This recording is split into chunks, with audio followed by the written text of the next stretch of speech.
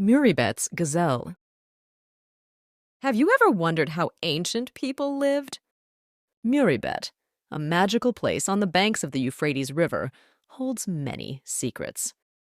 For example, the exciting story of a young hunter and a beautiful gazelle. Zayd was a young hunter from Mureybet, one of the oldest known human settlements, located on the banks of the Euphrates River, where people lived mainly by hunting and agriculture. Zayd was renowned for his hunting skills and bravery, and due to the importance of hunting for the community's survival, Zayd was always under pressure to hunt to ensure the necessary food supply. One morning he set out to hunt, as he usually did, and before long he spotted a gazelle. Zayd was perched on a tree, ready to shoot his bow when the gazelle approached close enough for him to hit her. But the gazelle didn't head in that direction at all, so Zayd slowly descended from the tree, noiselessly so as not to alert the gazelle, and began to approach her.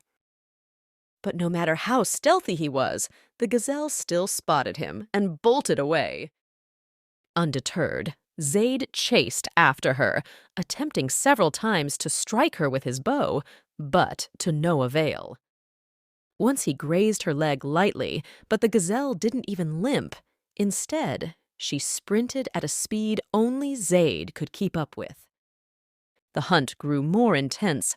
They ran faster and faster, the gazelle realizing the danger she was in, until Zayd managed to corner her in a place where she had nowhere to escape. She was trapped between large rocks and logs. Zayd approached her cautiously, afraid of missing again, but something unusual happened.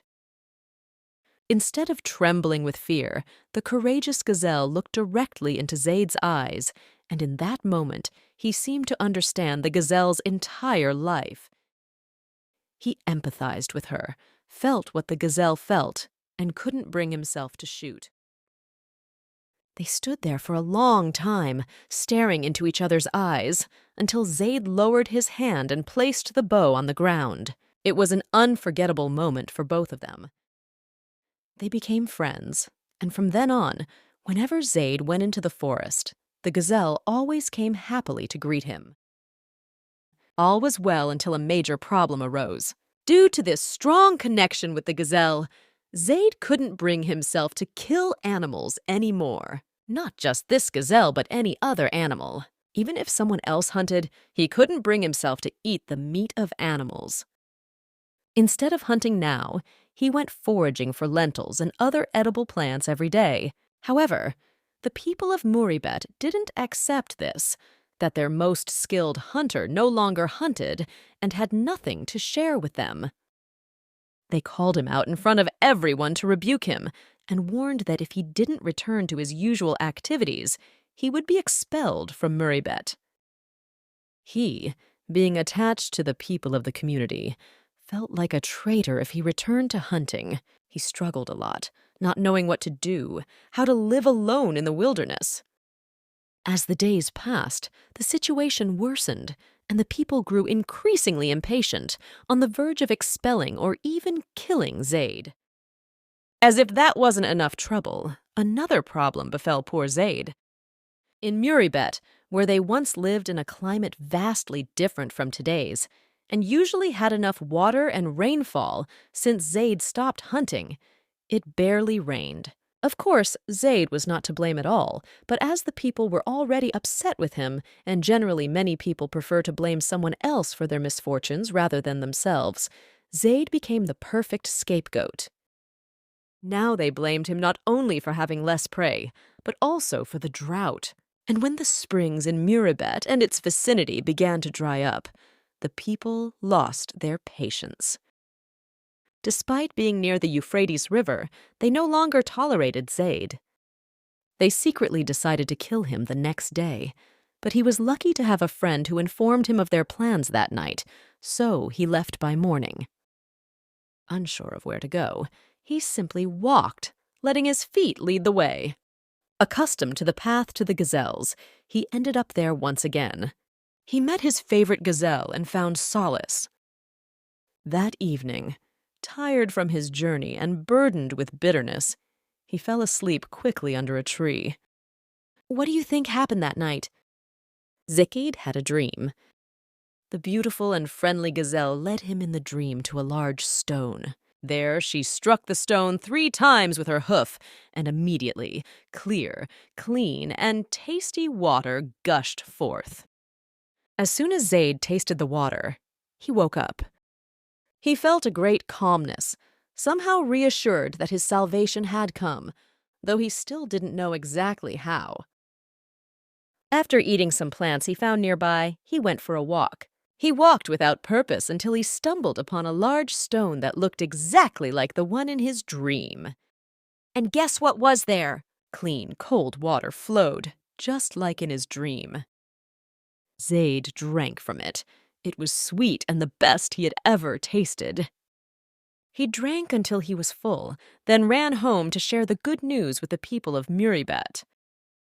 They went with him to the spring, rejoicing in the water that was better than any they had ever tasted. They began to treat Zayd kindly again, praising him and flattering him with sweet words, but Zayd remained unimpressed. He took his friend, who had saved him by informing him of the villagers' plans to kill him, along with his family and his favorite Gazelle, and moved elsewhere, far from Mureybet. They laid the foundations of a new settlement, domesticated goats, sheep, cultivated barley and wheat, and lived happily for many years. And Mureybet, after many centuries, long after no one lived there anymore, only the traces of the settlement remained. Eventually it was covered with water, leaving behind only its memory and a few objects that they left behind. The action and characters in this story are fiction. The historical truths are as follows. Mureybet is an important archaeological site located on the banks of the Euphrates River in northern Syria near the border with Turkey. It is one of the oldest known human settlements and provides valuable information about the transition from hunter-gatherer communities to agricultural societies. In the early stages of occupation, the dwellings were circular, built from mud brick and stone. Later, the dwellings became more complex, with rectangular layouts. Archaeological discoveries indicate the existence of common spaces that may have been used for collective activities or rituals.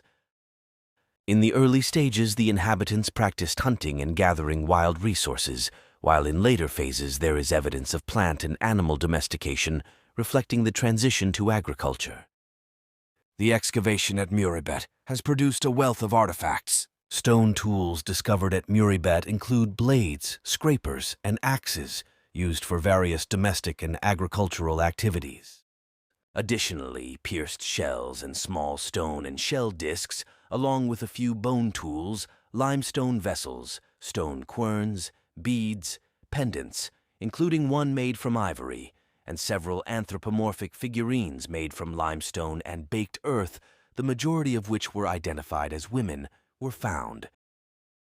Mureybet was flooded by Lake Zayd, the reservoir of the Tabqa Dam, in 1976, but the material recovered during excavations continues to be researched. The main reason for the flooding of Mureybet was the construction of the dam to store water for irrigation, flood control, and hydroelectric power generation.